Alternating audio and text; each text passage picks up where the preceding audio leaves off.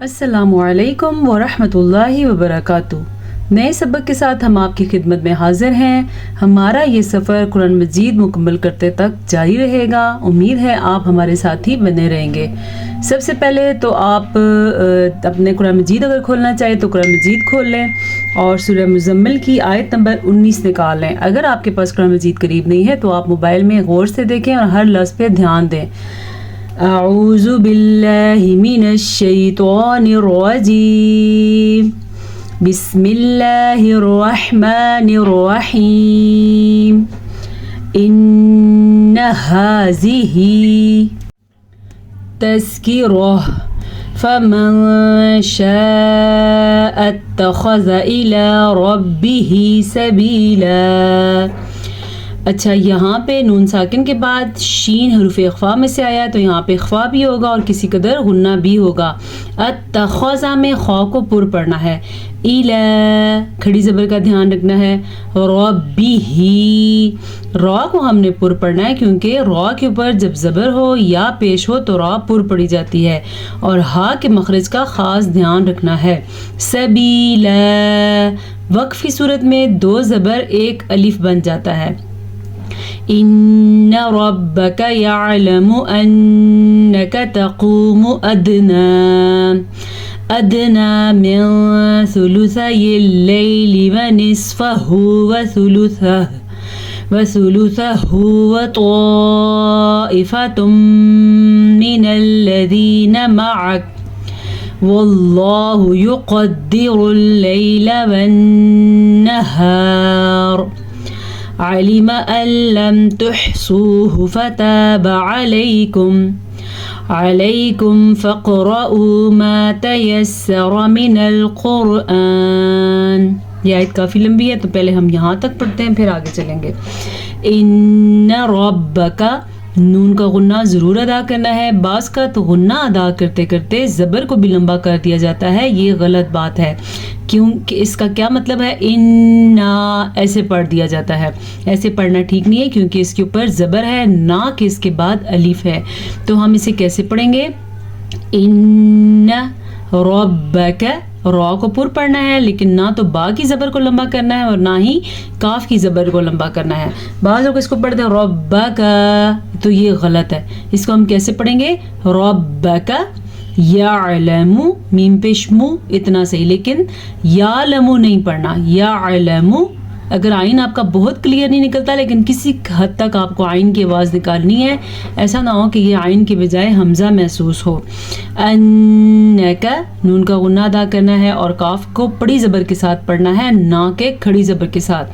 میں کیا کہنا چاہتی ہوں، اکثر لوگ اس کو پڑھتے ہیں انک، یہ غلط ہے۔ انک تقوم اتنی مقدار ہے ان کی، تقوم یہ موٹا قاف ہے اور تا زبر تا اس کی مقدار بھی اتنی ہے۔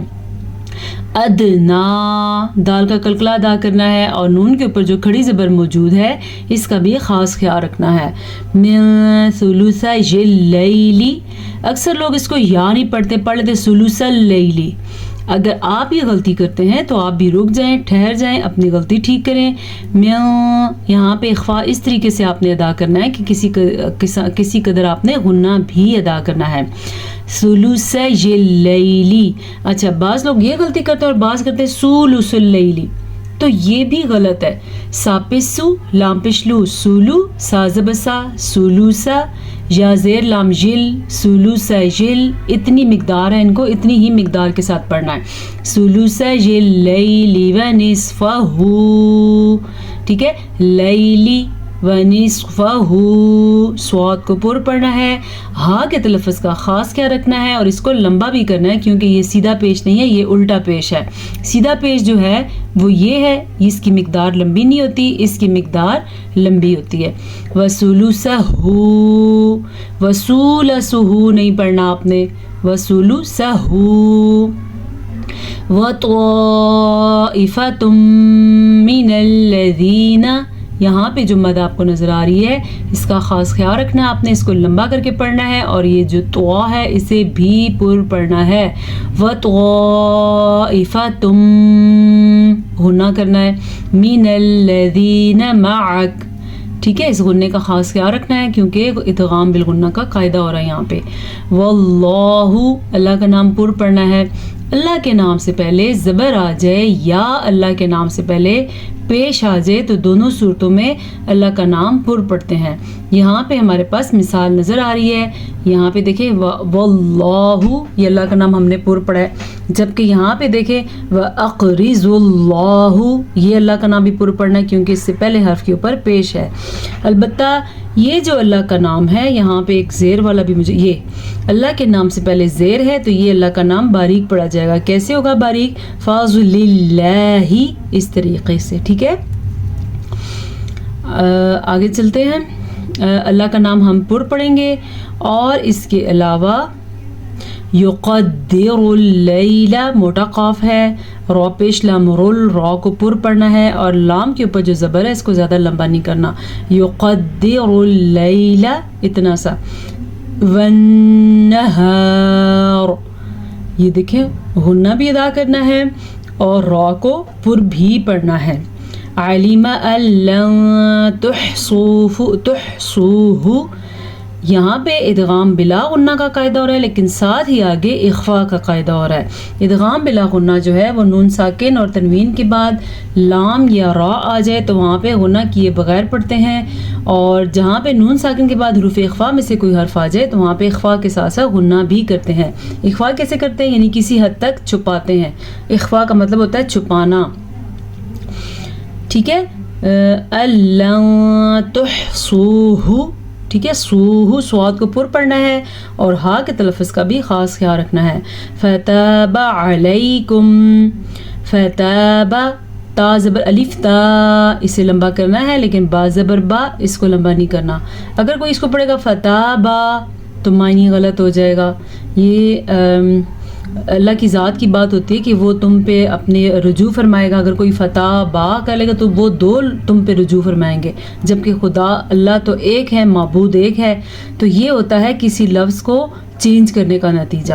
فتاب علیکم فقرؤوا، قاف کے اوپر ساکن آ گیا ہے. آپ کو اچھی طرح معلوم ہے جب کبھی حروف قلقلہ میں سے کوئی حرف آ جائے، حروف قلقلہ 5 ہیں، قاف، طا، با، جیم، دال، جب ان کے اوپر ساکن یا جزم آ جائے تو وہاں پہ جھٹکے کی کیفیت پیدا ہوتی ہے. اس جھٹکے کو کہتے ہیں قلقلہ. کیسے ہوتا ہے جھٹکا؟